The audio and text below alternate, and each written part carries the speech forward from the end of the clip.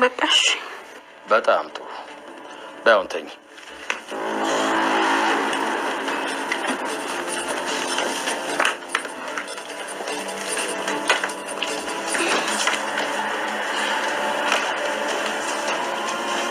ወንድሜ ብቻህን?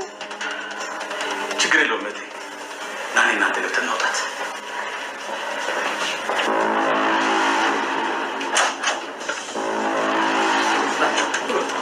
ዘውቁለት።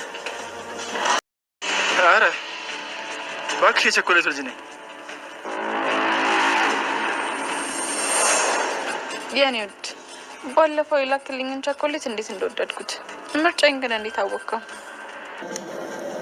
በጣም ይቅርታ ወንድሜ፣ ትልቅ ስህተትን የሰራሁት። አዎ እንደ ጅል ገትረሽ መቅረት አልነበረብሽም። እንደሱ ሳይሆን ለቀልድ ነው። ማለቴ የምር አልነበረም የቀጠርኩ። ብቻ ብነግርህም አትረዳኝም። በጣም ይቅርታ። ምንድን ነው ያልሽው? ለቀልድ ነው የቀጠርኩ? ማን እንደሆንኩ አላወቅሽም ማለት ነው። ያስጨነቅሽ እኮ በጥፋቴ ነው። ኦልሞዝን እንደገደልሻትና ከወንድምሽ ጋር ተባብረሽ አርቃችሁ እንደቀበራችኋት ሙሉ መረጃ አለ። ሰላም ብዙ ነገሮች ድብልቅልቅ ብሎባቸው ዛሬ ራሳቸውን ስተው ወድቀዋል። ምን የሆነ ራሳቸውን እንዲስቱ ያደረጋቸው? በመጀመሪያ አቅላቸውን ስተውና ሰላም ርቋቸው እየተንቀዠቀዡ ሰንብተዋል።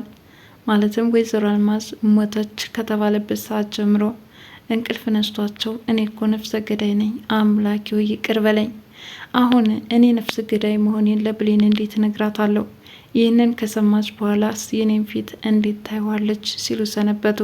አንዳንዴም በሌሊት እየሄዱ ለብሌን ለመናገር ካሊያም ደግሞ የሚያስቡት ነገር የሚያስጨንቃቸውን በግልጽ ተናግረው መገላገል ቢፈልጉም ፍርሃት እያሸነፋቸው ሳይናገሩ ቀርተዋል።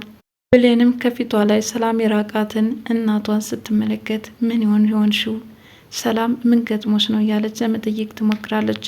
ቢሆንም ግን ነገሩን በግልጽ ለማስረዳት የነፍሰ ገዳይነት ጥያቄ ብሌን ከሰማች ከዛ በኋላስ በምን አይኔ ላያት እችላለሁ እያሉ አንገታቸውን አቀርቅረው ተመልሰው በእንባ ይታጠባሉ።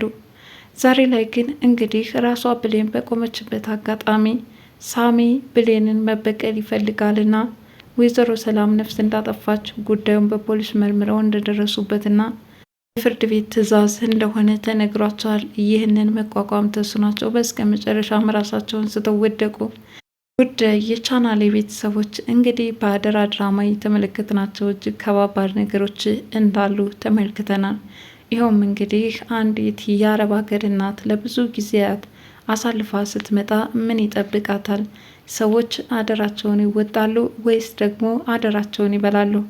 እንግዲህ ልጅን ያህል ነገር ለአቶ ኃይሉ አደራ ተሰጥተዋል።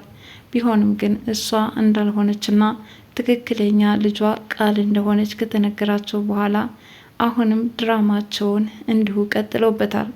ቃልና የአቶ ኃይሉ ትብብርም ወይዘሮ ሰላምን ህይወታቸውን ወደ አላስፈላጊ ጨለማ እየቀየሩት መጥተዋል። አሁን ላይ ይባስ ብሎ በነፍሰ ገዳይነት እንዲጠየቁና ወደ ፖሊስ ጣቢያ ከተወረወረች በኋላ እነሱ የሚፈልጉትን ሀብት ንብረት በነጻነት ሊካፈሉ እንደሚችሉ እርስ በርሳቸው ተነጋግረዋል። ይሁን እንጂ እንዲህ በአንደበታቸው ሁለታቸው እየተስማሙ ይምሰሉ እንጂ እርስ በርሳቸው የሚካዱበት ደግሞ አንድ ነገር አለ። ቃል ራሷ አቶ ባህሉን አትወደውም። አንዳንድ ነገሮች ባለመስማማት የምትሳሳታቸው ስህተቶች፣ የሚናገሯት ቃላት ሌላ ጥላቻን አስከትሎባታል። እናም ከዚህ በፊት በአቶ ኃይሉ በያዘችው ፋይል ራሱኑ ዘብጥያ እንደምታወርደው ተናግራለች። እናም የሀብቱ ተረካቢ ብቸኛ ራሷ ቃል እንደሆነች ትናገር ትደመጣለች። እንግዲህ የአቶ ኃይሉ ሌላኛው ረዳት ሳሚ ነው። ሳሚ ዛሬ ላይ ብሌንን ክፉኛ ትኩር ጥምድ አድርጎ ይዟታል።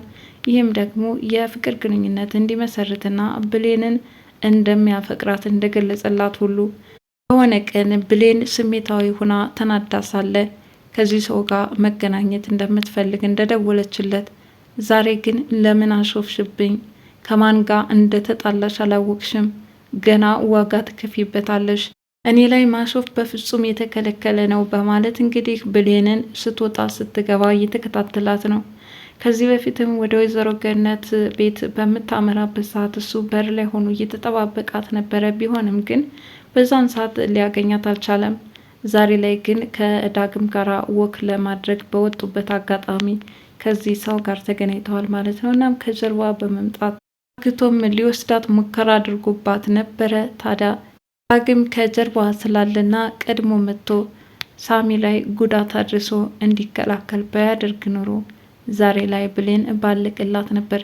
ለማንኛውም ግን በስልክ የምትጀናጀነው ማንነቱን የማታውቀው ሰው ዛሬ ላይ ግን የሳሚ ማንነት በደንብ ተረድታለች። ይህን ሰው ነው እንዴ እንደዛ ሳወራ የነበረው? እኔ እኮ አላወኩም ይቅርታ በማለት ይቅርታ ጠይቀዋለች። ታዲያ ዳግም እንዴት ከሴት ልጅ ላይ እጅን ታነሳለህ? በጣም ደፋር ነው። ሁለተኛ አይደለም እንደዚህ መማታት ይቅርና ቀና ብለህ እንድታያት አልፈቅድልህም በማለት ከዚህ በፊትም እንግዲህ ወንጀል እንዲሰራ እንዳደረገውና በዛ ቂም ያለበት ዳግም ዛሬ ደግሞ ይባስ ብሎ በብሌን መቶበታል ማለት ነው። እናም ዳግም ራሱ ሊፋታው አልፈለገም። እሱም የተቻለውን ያህል ተከላክሎ ብሌንን ካስጣላት በኋላ እንዲህ ስሜታዊ ሆነህ ትናገራለህ ብዬ አላምንም ነበር። ዳግም ይህ ጸባይ ኬት የመጣው ስትልም ብሌን ጠይቀዋለች። እሱም እንዴት እንደዚህ ሊናገር ቻለ?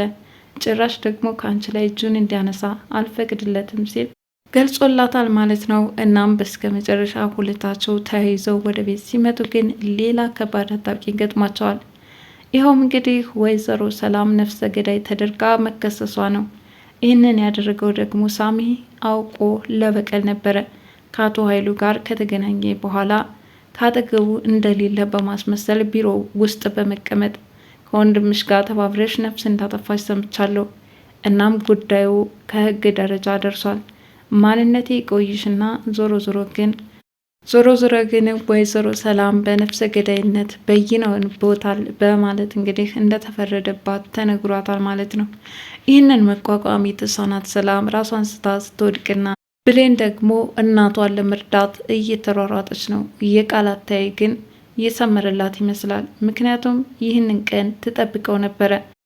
ነፍሰ ገዳይ ተብለሽ ዘብጥያ ትወርጃለሽ እንዳለችው ሁሉ አሁን የመጣባቸው ክስ ምን ያህል እንዳስደሰታት መመልከት ችለናል። የሰው ክፋት ግን እስከምን ድረስ ነው በሰላም ላይ የደረሰው? እንግዲህ የወይዘሮ አልማዝ መትረፍን ተከትሎ ተመስገን፣ እንኳንም ወይዘሮ አልማዝ በህይወት ተረፈች ብንልም አሁን ግን ነገሮቹ የበለጠ ተወሳስበው መጥተዋል ማለት ነው። አቶ ኃይሉ አልማዝ እንደተረፈች ከታወቀማ ዞሮ እኛ ተጠያቂዎች እንሆናለን። የምንፈልገውን ማግኘት አንችልም። ሞት አለብሽ፣ ይህንን ደግሞ ለምናደርግበት ገንዘብ ይሰጥሻል በማለት ወይዘሮ አልማዝም ረብጣ ገንዘብ ስለሚያገኙ የሚፈልጉትን ገንዘብ ከተደረገላቸው ለተወሰነ ሰዓታት የሞቱ ማስመሰል እንደሚችሉ በሀሳባቸው ተስማምተው መኪና ውስጥ ድረስ አስከሬን በማስመሰል እየጎተቱ ይዘዋት ገብተዋል ማለት ነው። እንኳን ይቅርታ አድርጊልኝ በድዬሻለሁ ያለችው ወይዘሮ ሰላም ስትሰናበታት ከአሁን ተነስታ ታናግራት ይሆን በሚል ፍርሃት ተሸብበው ነበረ። እንደውም ደቂቃ እንኳን አልፈጅባቸውም ቶሎ ተሰናብታ እስከሚያወጧት ድረስ ቸኩለዋልና። ብቻ ወይዘሮ አልማዝ እንግዲህ ራሳቸውን የሸጡበት አጋጣሚ ነበረ። በእርግጥ ይህንን ባያደርጉ ደግሞ ከአቶ ኃይሉ የሚደርስባቸው ከባድ ነገር እንዳለም ተነግሯቸዋል። ባልነው የማተስማሚ ከሆነ ወዮልሽ እገድልሻለሁ ሲልም ዝቶባታል። ከዚህ ሰውዬ የዛቻና ማስፈራሪያ ለማምለጥ የሚሉትን ነገር በትክክል መተግበር እንዳለባቸው ግዴታ ነበረባቸው። እናም ዛሬ ላይ መኪና ተጭነው ከገጠር ወጥተዋል ማለት ነው። ወይዘሮ አልማዝ እንግዲህ ወይዘሮ አልማዝ ሲሞቱ ሲድኑ ለሁለተኛ ጊዜ እንበለው ለሶስተኛ ጊዜ መቼ ገድለው መቼ ያድኗቸው ይሆን?